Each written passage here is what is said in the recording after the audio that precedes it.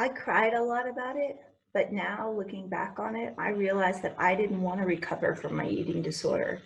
Maybe you're not recovering from your eating disorder because you really don't want to either.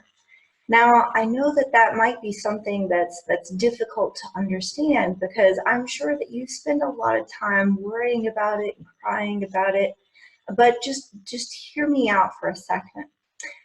I have been successful at many things in my life. You know, I'm smart, I know how to work hard. I've read everything there is to read on health and fitness and recovering from eating disorders. And so I had a hard time understanding why a smart, hardworking, educated woman was unable to control her eating and why she was unable to recover from bulimia. And why did a smart woman think that purging was the way to control her weight? And then I realized that there were a lot of reasons why I couldn't or wouldn't recover from bulimia. Being in the military, every aspect of my life was dedicated. I was told how to look, what to wear, where to live, who to be friends with, what to think, how to think. You know, holy crap, I didn't want to be told what to eat and how to eat too. And oddly, being out of control made me feel like this was the one thing in my life that I could control, at least temporarily. I had also been hurt in many relationships, you know, love and you know, otherwise. And I thought somehow that if I could just make myself unattractive, I wouldn't have to worry about being hurt anymore because people wouldn't want to get near me. I wouldn't have to worry about anybody getting close to me. And my weight would just give me an excuse to retreat into isolation where I could protect myself. And going back to my senior year in high school, you know, my best friends since the fifth grade, they all told me that, you know, you get everything and we don't want to hang out with you anymore. And I was crushed. You know, I was the valedictorian. I was the captain of all of my sports teams. You know, I was the first chair trombone in the band, you know, blah, blah, blah. But, you know, I only worked so hard because I never felt good enough. Those things couldn't fill me up. And I always felt empty. And now my success made my friends abandon me. And as an adult, you know, I did online dating, and my male friends would tell me, oh, okay, you don't want to put your real income. You don't want to put that you have a master's degree, you know, because men will look at that and they'll be intimidated and then no one will contact you. You know, I was told that, you know, men want someone who's smart and successful, but not someone who is smarter or more successful than they were. And so I was really, really confused. You know, I didn't know if I was supposed to be big or small. You know, all I really wanted was for people to love me, you know, and I didn't want to be intimidating. I didn't want to scare people away. And then after I got sexually assaulted, I didn't want any attention from men. I was only able to fight him off because I was bigger than he was. And if I controlled my weight and I controlled my eating, I would lose my security blanket. You know, maybe next time, you know, I wouldn't be able to fight someone off. You know, and over the years, I just collected a lot of baggage and I didn't want to deal with any of it. So I ate to stuff down all of those terrible feelings. And I ate until I was sick, and purging was the only way that I could get comfortable again. And maybe it was just easier to focus on the weight than it was to have to deal with all these things that were going on in my life. And then I could just avoid all of these problems, you know, pretend that they didn't even exist because the only thing I was focused on was, oh my gosh, I have to lose weight. You know, oh my gosh, you know, I have bulimia, so I have to get that under control. You know, so there were benefits of eating, and there were benefits of staying big, and there were benefits of having bulimia, but they also came at very high costs.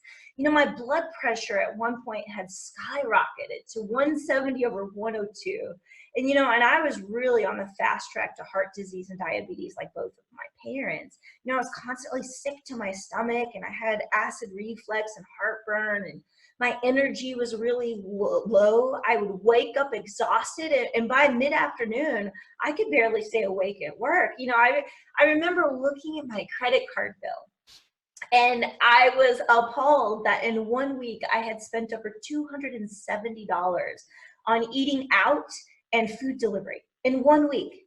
And that was a normal week. And it was not uncommon for me to swing through the McDonald's drive-through on my way home from work, you know, get a couple of meals and then get food delivered for dinner, you know, so that on my way home was really just a snack.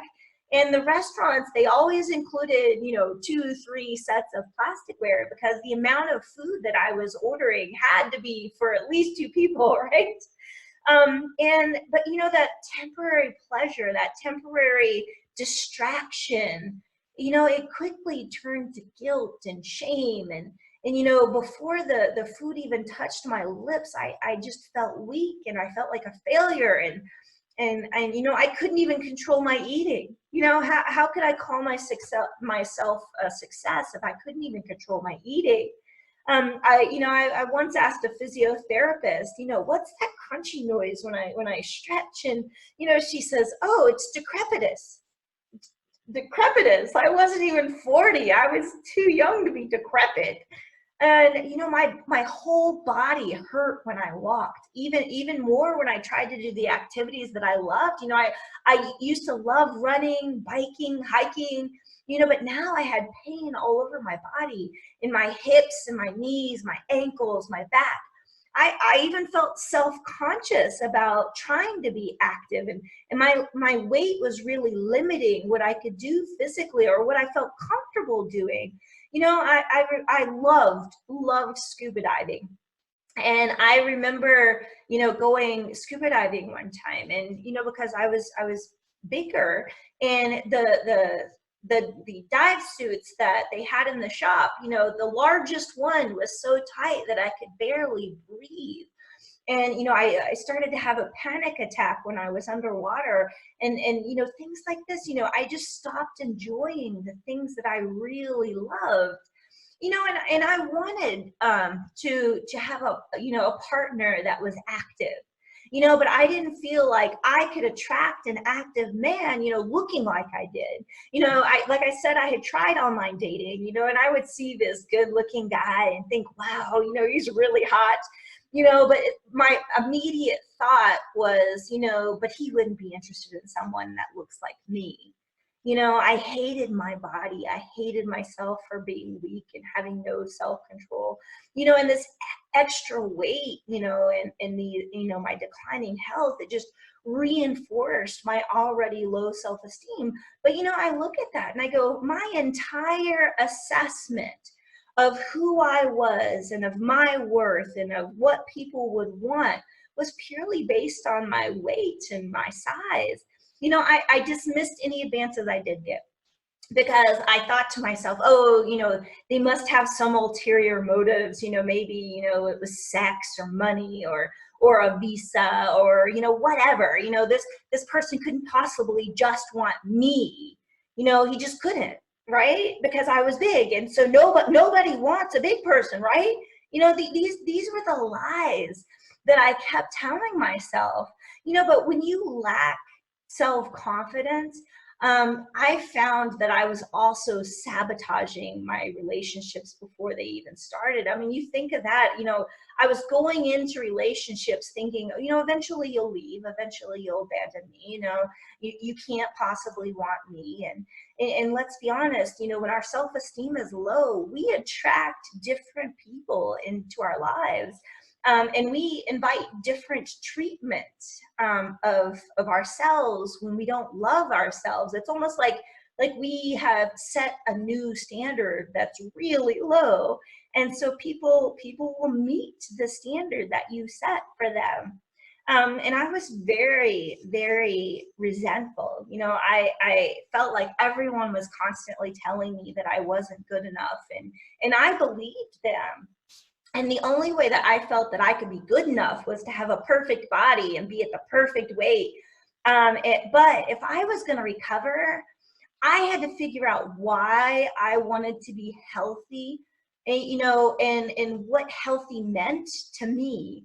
I had to do this cost benefit analysis, because if I was going to recover, I had to know that the effort and the time and the struggle that I was going to have was going to be worth it. And so I asked myself, if I continue binge eating, what were the costs? What were the benefits? If I could control my eating, what were those costs? What were those benefits? Okay, so if I continued binge eating, the costs were high blood pressure, risk of cardiovascular disease and diabetes, the body pains, the low energy, the low self-esteem, the physical limitations, the rejection, the depression, the anxiety.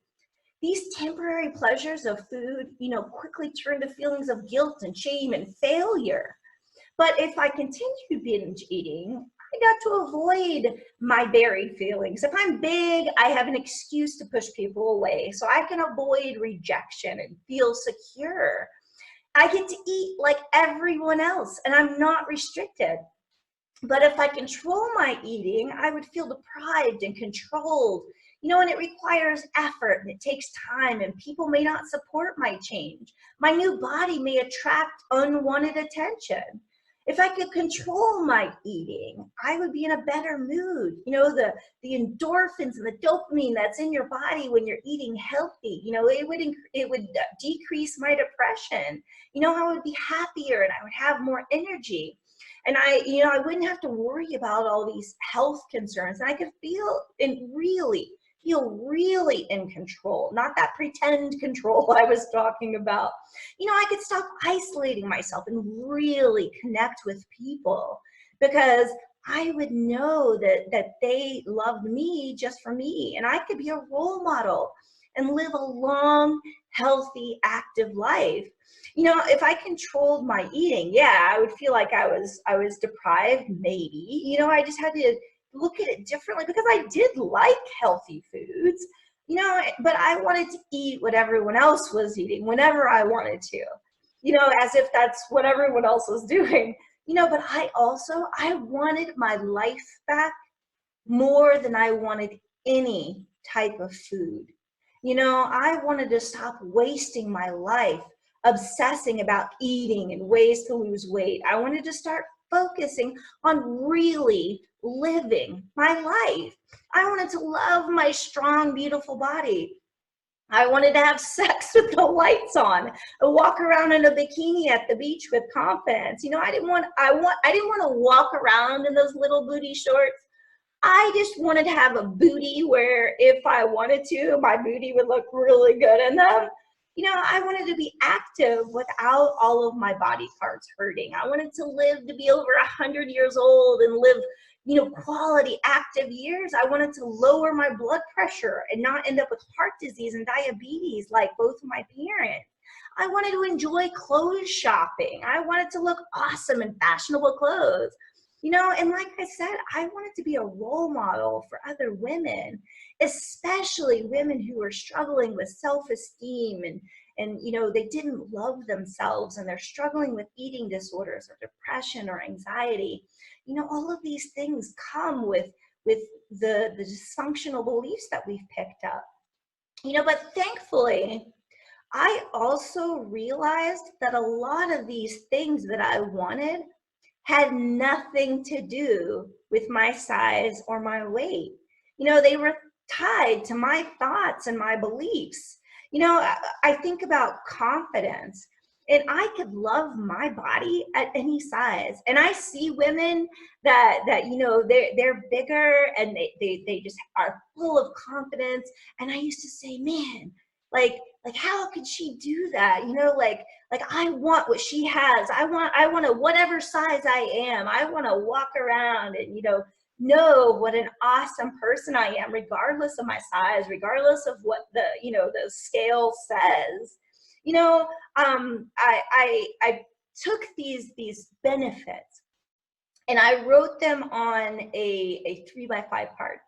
And I put them on my fridge, I put them on my mirror in my bathroom, I put them on my desk at work.